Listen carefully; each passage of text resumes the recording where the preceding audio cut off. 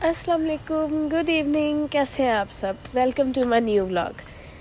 तो आज है मंडे 12 मई और आज है हमारे स्कूल में इवेंट कौन सा है हमारे स्कूल में? हमारे स्कूल में इवेंट है मदर्स डे का इवेंट। कर तो सैटरडे वाले दिन ही लेना था, लेकिन वो ये जो पाकिस्तान और इंडिया के बीच में जंग आ गई ना, बस इसने हमारा इवेंट रुकवा।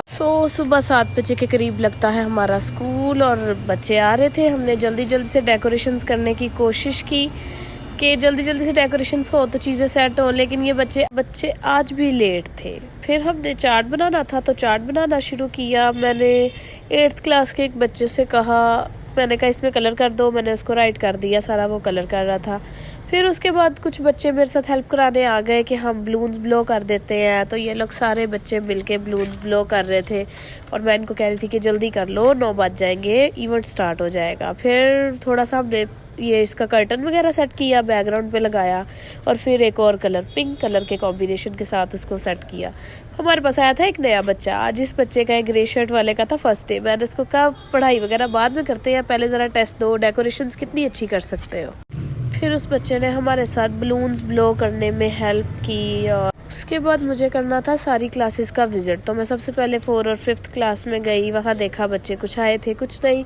फिर उसके बाद एक ऐसा हॉल था जहाँ पे सारे बच्चे मिक्स बैठे हुए थे और ऑलमोस्ट हमारे सारे बच्चे बहुत ज़्यादा एक्साइटेड थे मदर्स डे को लेके कि हमारे स्कूल में इवेंट हो रहा है।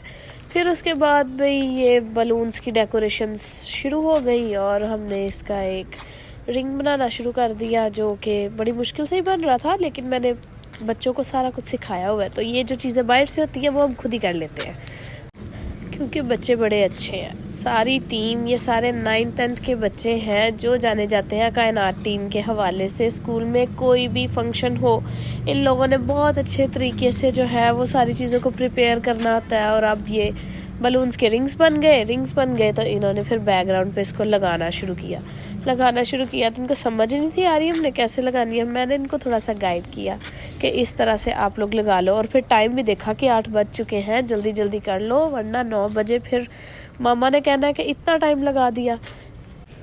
उसके बाद मेरी एक मैट्रिक की स्टूडेंट मेरे पास आई और मुझे कहने लगी कि मिस आज तो मेरा प्रैक्टिकल है, वो भी बायोलॉजी का, और कॉपी मैंने रेडी कर ली है तो काइंडली इसको मार्क कर दे। फिर मैंने उसकी कॉपी मार्क करनी शुरू की और जब मैंने उसकी डायग्राम्स देखी तो आई एम वेरी इम्प्रेस्ड, क्योंकि उसकी डायग्राम्स बहुत अच्छी लग रही थी और उसने शेडिंग्स भी बहुत अच्छे तरीके से की थी और इतनी क्लैरिफाई थी, वो इतनी ज़्यादा अच्छी लग रही थी। मतलब उसने डिटेलिंग बहुत अच्छे तरीके से दी हुई थी। वैसे भी लड़कियां ड्राइंग में अच्छी ही होती हैं तो वो भी अच्छी थी। उसके बाद एक छोटी सी मीटिंग होगी हमारी आपस में कि काम जल्दी जल्दी क्यों नहीं हो रहा। उसके बाद मुझे रेडी होना था तो मैं रेडी हो गई क्योंकि मुझे उसके बाद मेरे भाई के साथ केक लेने जाना था। तो हम केक लेने चले गए और हमें कुछ फ्लावर्स और गजरे वगैरह भी लेने थे। और उसके बाद मेरे भाई ने बड़ी मुश्किल मेरे साथ गए और फिर हम गजरे वाली शॉप पे पहुँचे। वहाँ पे हमने कुछ स्पेशल फ्लावर्स बनवाए हुए थे हमारे स्कूल की मदर्स को देने के लिए, क्योंकि ये उनका दिन था तो वो ये डिज़र्व करती है। फिर उसके बाद हमें केक लेने जाना था तो हम केक लेने जा रहे थे। फिर मुझे ऐसे वो फ्लावर्स रखे हुए इतने प्यारे लग रहे थे, उनके बीच में से एक मैंने उठा लिया और उसको उठाया तो मैं उसके साथ फ़ोटोज़ वगैरह बना रही थी कि अचानक सारे फूल नीचे गिर गए।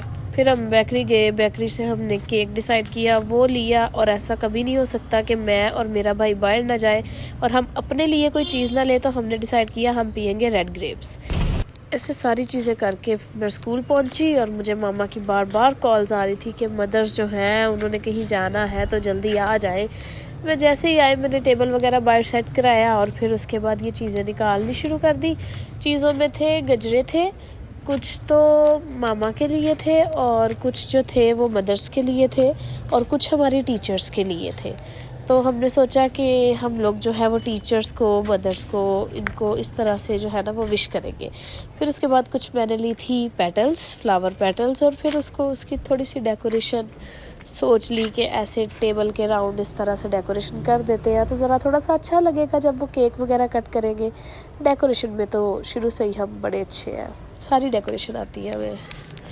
तो टेबल सेटिंग हमारी ऑलमोस्ट हो चुकी थी और फिर हमने रख दिया केक। जैसे ही हमने केक रखा तो मदर्स की जान में जान आई कि चलो जी अब तो जो है वो प्रोग्राम शुरू होने वाला है और केक कटिंग सेरेमनी भी हो ही जाएगी। अच्छा जी, और ये टेबल इतना प्यारा लग रहा था, इतने सारे गजरे, इतने सारे फ्लावर्स, इतना ही खूबसूरत लग रहा था। और तो हमने अपने स्कूल की सबसे जो एजेड फीमेल्स थी उनको इनवाइट किया कि वो सबसे पहले आए और मामा के साथ केक कट करें। अब यहाँ पे भी एक ऐसा बच्चा था मुझसे केक मांग रहा था और मैंने उसको केक दे दिया। फिर आहिस्ता आहिस्ता मामा ने सबको रोज़ेस देने शुरू किए और उनको केक खिलाया। सारी मदर्स बहुत ज़्यादा खुश थी। वो होता है ना कि मोस्टली हमें हमारी मदर्स के बर्थडेज़ का नहीं पता होता, मतलब ऐसा हो भी सकता है कि किसी को पता हो, और ऐसा काफ़ी हद तक अभी भी ऐसा ही है कि समटाइम नहीं भी पता होता कि मदर का बर्थडे कब है। तो ये दिन जो होता है ना मदर्स डे, ये तो हर माँ का दिन होता है। इसमें किसी की बर्थडे हो ना हो, ये हर उस माँ के लिए स्पेशल होता है जो कि माँ है और जिसने अपने बच्चों के लिए स्ट्रगल की है, अपने घर को संभाला है, अपने घर को एक घर की तरह रखा है। तो ये दिन तो ख़ास होना चाहिए और ये दिन तो हर एक बंदे को सेलिब्रेट करना चाहिए।